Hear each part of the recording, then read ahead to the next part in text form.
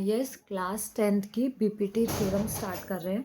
तो थ्योरम क्या है? If line drawn parallel to one side of a triangle intersect the other two side at distinct point, the other two side are divided in same ratio.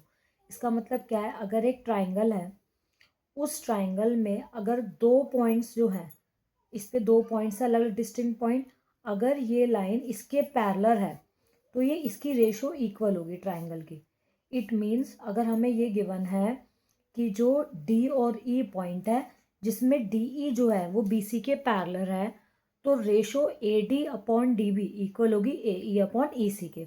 ये हमें proof करना है। तो पहले given लिख लेते हैं, क्योंकि थ्योरम है तो गिवन लिखना होगा।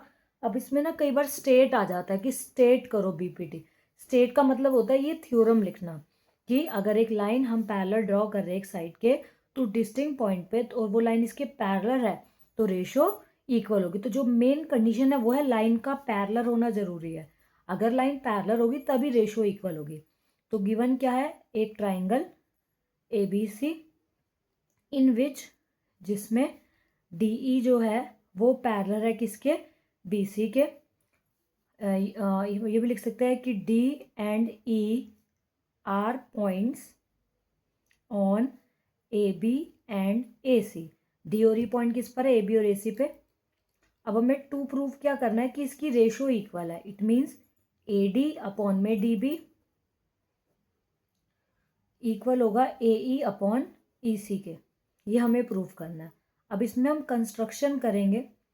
कंस्ट्रक्शन में हम क्या करेंगे? बी को ई से ज्वाइन कर देंगे, डी को सी से ज्वाइन कर देंगे। तो join b to e and d to c. तो हमने बी को ई से ज्वाइन कर दिया और डी को सी से, और डी से यहाँ पे परपेंडिकुलर ड्रॉ करा डी एम। जो डी एम है वो परपेंडिकुलर है किस पर? ए सी पर। और सेकंड यहाँ हमने ई से परपेंडिकुलर ड्रॉ करा ई एन। जो ई एन है वो परपेंडिकुलर है किस पर? ए बी पर। ये हमने कंस्ट्रक्शन करी। अब प्रूफ स्टार्ट करते हैं। प्रूफ में सबसे पहले हम ऊपर एरिया ऑफ ट्राइंगल लेंगे। तो area of triangle a D, जो ऊपर वाला ट्राइंगल है, तो एरिया ऑफ ट्राइंगल का फॉर्मूला होता है 1/2 मल्टीप्लाई बेस मल्टीप्लाई हाइट। तो अब ये चीज़ हमें पता होना चाहिए कि अगर एक ट्राइंगल है तो उस पर जिस पे एल्टीट्यूड आ रहा है तो वो बेस होगा, और ये जो एल्टीट्यूड है ये हाइट होगी। तो इसमें देखो दो एल्टीट्यूड है तो 1/1 लेंगे। तो पहले ये एल्टीट्यूड इस पे आ रहा है तो ये बेस होगा।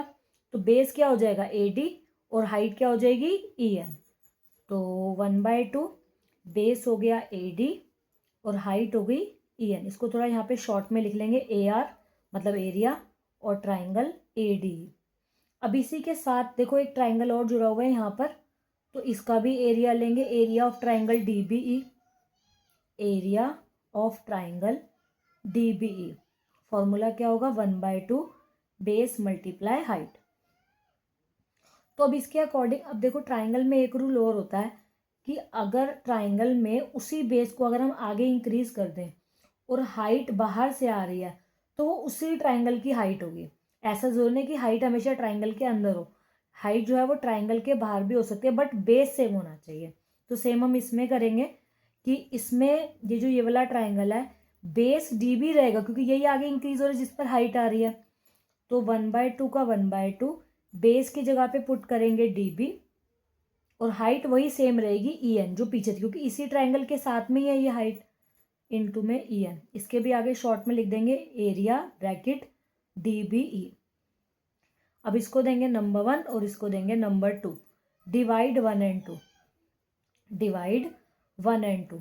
तो एरिया ऑफ जो ऊपर ट्राइंगल था ए डी ई और जो दूसरा ट्राइंगल था नीचे डी बी, दोनों के एरिया को हमने क्या कर दिया? डिवाइड कर दिया। सेम ऐसे ही इनके जो आंसर्स हैं इनको भी डिवाइड करेंगे। 1/2 a d into e n upon में half d b into e n. अब इसमें सेम हाफ से हाफ कट गया, ई एन से ई एन कट गया, तो हमारे पास क्या वैल्यू आ गई? ए डी अपॉन में डी बी और इक्वल टू में area of a d e upon में area of d B e. ठीक है। अब जो हमने लेफ्ट हैंड साइड किया सेम हमें राइट हैंड साइड करना है, कि area of triangle a d दोबारा से लेंगे। जैसे अभी हमने ये हाइट ली थी और ये बेस लिया था, अब हम ये वाली हाइट लेंगे और ये बेस लेंगे, लेकिन ट्राइंगल वही सेम रहेगा। तो एरिया ऑफ ट्राइंगल ADE, ऊपर वाला ट्राइंगल, फॉर्मूला वही 1/2 बेस इंटू हाइट। अब 1/2 का 1/2 बेस की जगह पर क्या पुट करेंगे, AE, और हाइट की जगह DM। AE और DM इक्वल टू में शॉर्ट में लिख लेते हैं AD। अब सिमिलरली इसके साथ ही नीचे ट्राइंगल कौन सा है, DEC, जिसके साथ एड ऑन हो रखा है। तो area of triangle DEC, formula 1/2 base into height. अब इसमें बेस EC होगा और इसी को आगे हम एक्सपैंड कर देंगे तो हाइट क्या हो जाएगी, DM, जो पीछे लिया हमने। तो 1/2 बेस की जगह पर EC और हाइट की जगह DM, क्योंकि इसी बेस के बेसिक के ऊपर ही है हाइट। तो CE इंटू में DM। अब शॉर्ट में यहाँ पे भी लिख देते हैं एरिया ब्रैकेट DEC। अब इसको देंगे नंबर 3 और इसको देंगे नंबर 4। डिवाइड 3 और 4, दोनों को डिवाइड कर देंगे तो वही एरिया ऑफ ADE ऊपर आ जाएगा क्योंकि डिवाइड कर रहे हैं, और एरिया ऑफ DEC नीचे आ जाएगा। सिमिलरली इसका जो आंसर था 1/2 AE इंटू में DM और अपॉन में 1/2 ये जो नीचे बेस था CE, मतलब ये इसको डिवाइड करें दोनों को, 3 और 4 को डिवाइड करा CE और DM। देखो ये जो 3 था इसको और ये जो 4 था इसको डिवाइड करा है, तो इसके अपॉन में ये आ गया और इसके अपॉन में ये रखा। हाफ से हाफ कट, DM से DM cut. Now we will get AE upon में CE और इक्वल टू में वही triangle.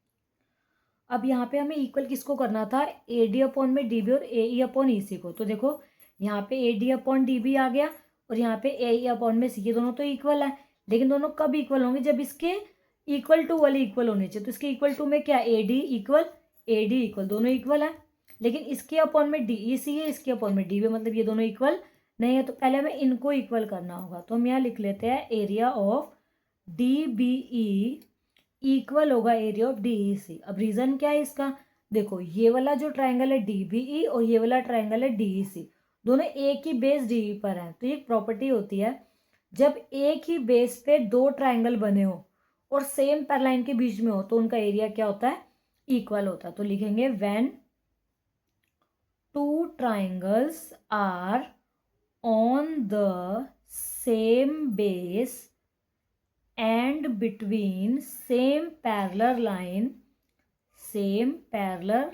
line so their area are equal। तो उनका एरिया क्या होता है, इक्वल होता है। ठीक है, तो हमारे ये दोनों भी इक्वल हो गए। अब जब लेफ्ट हैंड साइड इक्वल होगी तो राइट हैंड साइड भी इक्वल हो जाए, क्योंकि देखो AD ये इक्वल, DEC और DB भी इक्वल। तो जब ये दोनों इक्वल है तो ये दोनों भी आपस में इक्वल होंगे। तो इसको दे देते हैं A, इसको दे देते हैं B और इसको दे देते हैं C। तो from A, B and C, from A, B and C जो दोनों रेशो है AD अपॉन DB वो इक्वल हो गया AE अपॉन EC के। यही हमको प्रूव करना था।